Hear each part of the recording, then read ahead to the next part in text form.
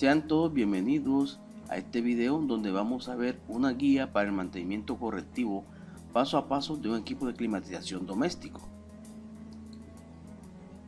Hay que tener en cuenta que nos podemos encontrar con dos situaciones. La primera situación que nos podemos encontrar es que el cliente nos dice que el equipo no enciende. Entonces para ello vamos a hacer una revisión de tipo eléctrico del equipo. Entre estas revisiones, lo primero que vamos a hacer es revisar la tensión de la fuente de alimentación del equipo. Si en la fuente de alimentación del equipo no hay tensión o voltaje, entonces pues tenemos dos opciones para proceder. La primera es verificar si hay una protección eléctrica activada en el domicilio, o puede ser por ejemplo la del disyuntor o el breaker que alimenta a nuestro equipo, que puede estar activado. Entonces verifiquemos si esa protección está activa. Si la protección está activada o disparada, como dicen en otras partes, entonces se procede a normalizar la protección eléctrica. Primero, antes de proceder a normalizar, hay que verificar los motivos por los cuales se activó la misma antes de proceder. Ahora también nos podemos encontrar que hay que verificar el estado de las conexiones de la fuente. En caso que tengamos nuestra protección correcta o en condición normal, entonces vamos a verificar el estado de las conexiones de la fuente. Entonces por eso destapamos la toma y vamos a verificar cómo están las conexiones. Entonces es posible que nos encontremos malas conexiones, cables sulfatados que nos puedan dar este problema, o también cables desconectados. Entonces por esta razón se proceden a corregir las conexiones eléctricas. Ahora nos podemos encontrar con la situación que después de revisar la tensión de la fuente del equipo, tenemos tensión en la toma. Entonces, si verificamos la tensión, hay que verificar que esos niveles de tensión estén en los niveles normales. Si los niveles de tensión son inadecuados, entonces procedemos a verificar las conexiones de los cables de la fuente y el estado de los cableados del domicilio, los cuales nos pueden causar unos bajos niveles de tensión. Bien, ahora sí, nuestra revisión de la toma y de la energía que me provee toda la tensión al equipo están correctos, entonces es hora de irnos ahora a verificar el control remoto del equipo. Entonces lo primero que verificamos es si el control remoto está activo o si enciende. Entonces si el control no está activo o no enciende, se procede a revisar el estado de las baterías del mismo. Si las baterías están en mal estado, pues se procede a cambiar las baterías. Si a pesar que cambiamos las baterías o las mismas están en buen estado y todavía el control no enciende o no da display, entonces es hora de cambiar el control remoto por uno nuevo. Ahora nos podemos encontrar con la situación en la cual el control está activo o tenemos display. Entonces vamos a verificar si el LED infrarrojo está enviando señales a la unidad interna del equipo. Para verificar esto, simplemente tomamos una cámara de algún celular, ¿cierto? Y la enfocamos y vamos a dándole botones o activando los botones del control, y ahí vamos a ver la luz del LED infrarrojo, que es de color blanca, que nuestro ojo no la puede ver, pero sí la puede ver la cámara del celular. Entonces en este caso, si hay señal del LED infrarrojo, entonces hay que verificar en este caso el modo de operación que tenemos programado en el control remoto, las temperaturas y las temporizaciones del control, porque ya es posible que no pueda encender debido a una mala programación que tengamos del equipo. Ahora, si no hay señal del LED infrarrojo, entonces tenemos dos opciones. La primera opción es que podemos cambiar el LED como tal, si tenemos la habilidad para cambiarlo con una soldadura electrónica, o si no, cambiamos el control remoto por uno nuevo.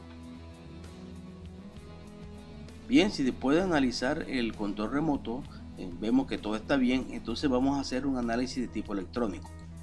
Este análisis es bastante simple y consiste en revisar en el display del equipo si está mostrando algún código de falla o de error.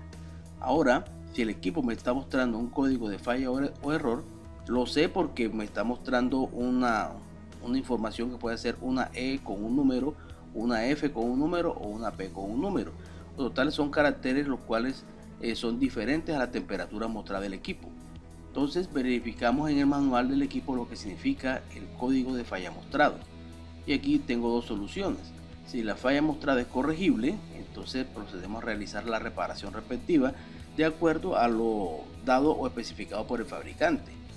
Y podemos tener una falla, comentamos que el equipo no se puede corregir. Entonces puede ser, por ejemplo, falla IPM, falla de una EPROM, en la cual es necesario reemplazar la tarjeta del equipo. Ahora, si el equipo no está mostrando ningún carácter en pantalla, significa que tenemos un problema en la fuente. Entonces para eso hay que revisar la alimentación de la tarjeta principal del equipo. En cuanto a la revisión de la tarjeta, lo primero que se verifica es la fuente de alimentación de la misma. Entonces aquí procedemos a revisar si las conexiones de alimentación y control de la tarjeta están llegando o si están flojas. Entonces para ello procedemos a ajustar y limpiar las conexiones de alimentación si se encuentran flojas o sucias. Otra situación que nos puede encontrar es que tenemos malas conexiones. ¿Cómo así? Que las conexiones de alimentación no están en los lugares adecuados. Por lo general, muchas veces cuando se desarma una tarjeta, una de las fuentes se coloca por ejemplo, en la salida que va hacia el contactor del compresor. Por tanto, la tarjeta no se energiza. Entonces en ese caso nos puede dar que la tarjeta no se está alimentando. Por esa razón digo aquí que hay que revisar las conexiones hechas a la alimentación hechas a la tarjeta. Lo siguiente, si las conexiones están correctas, se procede a revisar el fusible de protección y verificar su estado. Obviamente si está en mal estado se procede a cambiar el fusible de protección.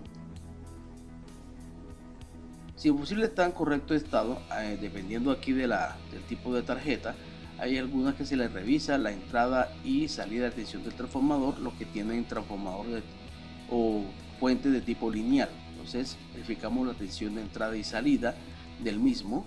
Ya nosotros acá tenemos unos videos donde podemos hacer esas revisiones, se los voy a dejar aquí como en la final de la descripción del video, los links para que podamos verificar cómo es que se verifican las fuentes de tanto conmutadas como de lineales.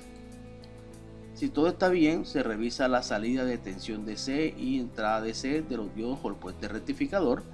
Obviamente si encontramos algún diodo o puente rectificador en mal estado, pues se procede al cambio. Después se revisa la tensión DC de salida y entrada del regulador 7812 si lo tiene. Este regulador 7812 es el que me da la tensión de 12 voltios a todos aquellos equipos o accesorios que lo necesiten, como por ejemplo el buzzer, zumbador, la bobina de los relés, etc. Si tenemos problemas con el 7812 que no da la salida, entonces hay que reemplazarlo y realmente es bastante barato. Y por último, si todos estamos bien hasta este paso, vamos a revisar la tensión de entrada DC y salida del 7805, que es el regulador que me le da tensión a todo el sistema de control que incluye microcontroladores, los LED, etcétera. Si está en mal estado, pues obviamente procedemos a cambiar el regulador. La siguiente situación que nos podemos encontrar es que por lo general es que nos informan que el equipo está operando pero no enfría. Entonces aquí tenemos que abordar la condición de diferente manera. Bien, en este caso abordamos primeramente verificar si la tarjeta del equipo está mostrando un código de error o de falla. Bien, y para ello vamos a verificar ese código de error o de falla en el respectivo manual del equipo, y ya sabemos que podemos tener dos situaciones en la cual la falla es corregible y por tanto procedemos a hacer la reparación de acuerdo a lo indicado por el manual, o a cambiar la tarjeta en caso que la falla no la podamos corregir. Ahora, después de esto, si no tenemos ningún código de error o falla, entonces hacemos una inspección visual. En la inspección visual, ¿qué vamos a verificar primero? Vamos a verificar el estado de las tuberías de succión y descarga del equipo. Entonces en las tuberías nos podemos encontrar con situaciones, por ejemplo, en las cuales las tuberías están dobladas o aplastadas por X o Y razón, y por tanto en este caso tendríamos que almacenar el refrigerante y corregir la novedad de la tubería si nos encontramos esta situación. Nos podemos encontrar algo que también es bastante común, es que los aislamientos estén en mal estado. Entonces si los aislamientos están en mal estado, obviamente vamos a tener absorción de calor en la tubería, lo cual va a bajar el rendimiento del equipo. Por tal razón hay que reemplazar los aislamientos de las tuberías. La siguiente que nos podemos encontrar es con la tubería de succión congelada. Entonces, si nos encontramos esta situación, es debido a que el equipo no está haciendo la absorción de calor debida y nos está dando esa novedad acá. Entonces, para ello vamos a verificar el estado de los ventiladores de evaporador, en qué sentido, que si están girando como debe ser o no está girando, el estado de los filtros de aire, que con seguridad deben estar muy sucios, porque cuando ellos están sucios impiden la entrada de aire al evaporador y por tanto la absorción de calor. Y la otra también puede ser con la limpieza del evaporador, que puede estar bastante sucio o puede estar congelado. Entonces, ante esta situación vamos a verificar estas condiciones. También nos podemos encontrar con una tubería de descarga congelada. Entonces, en este caso hay que revisar la presión de succión del equipo, porque esto sucede cuando tenemos una baja carga de refrigerante.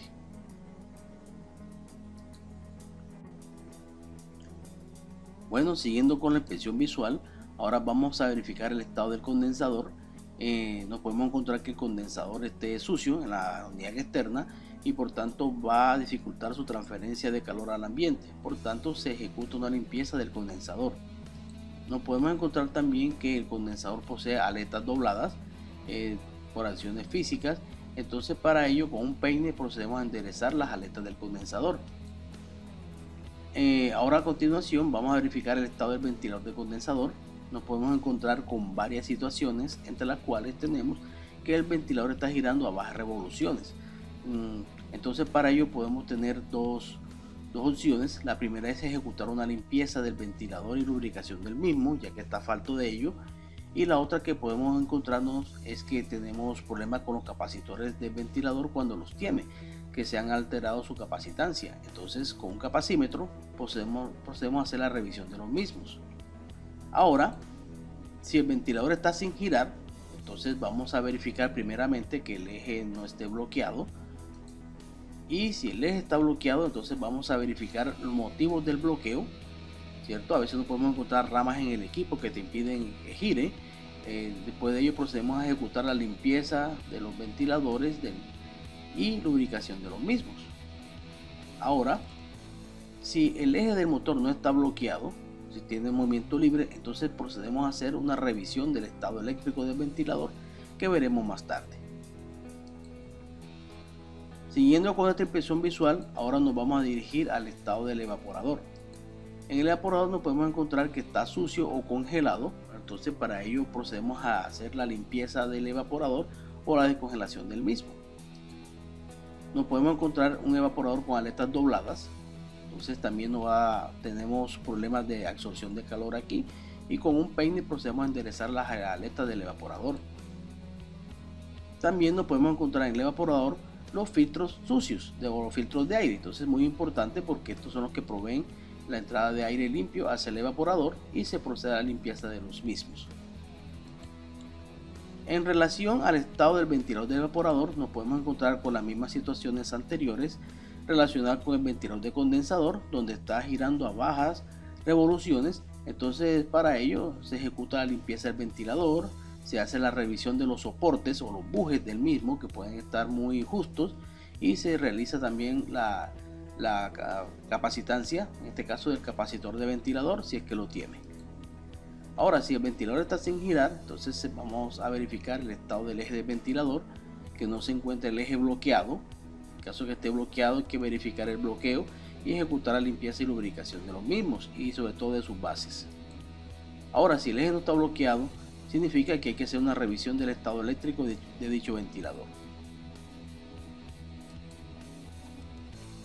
Ahora vamos a hacer la revisión de los estados eléctricos de los ventiladores, como habíamos hablado anteriormente. En este caso vamos a revisar el estado del relé del ventilador del condensador, o es el que da la potencia al relé del condensador. Entonces, para este caso, en esa revisión se verifica que los contactos tengan libre movimiento y que las bobinas estén en buen estado. Entonces, si encontramos alguna anomalía en ese relé, pues entonces se procede al reemplazo del mismo. También se revisan en este caso el estado de las bobinas. Por lo general a veces hay bobinas malas en los ventiladores, y si tenemos bobinas malas va a impedir que ellos giren, entonces hay que hacer reemplazo de los ventiladores. Ahora también nos vamos a encontrar otra revisión, que a pesar que pues, tengamos las bobinas en buen estado y los contactores o relés en buen estado, entonces nuestro problema está en los capacitores. Entonces algunos de ellos traen capacitores, y cuando ellos se alteran su capacidad simplemente comienzan a girar mal o no permiten simplemente el giro del ventilador. Entonces hay que revisar con un capacímetro su estado y reemplazar los capacitores en caso que estén malos.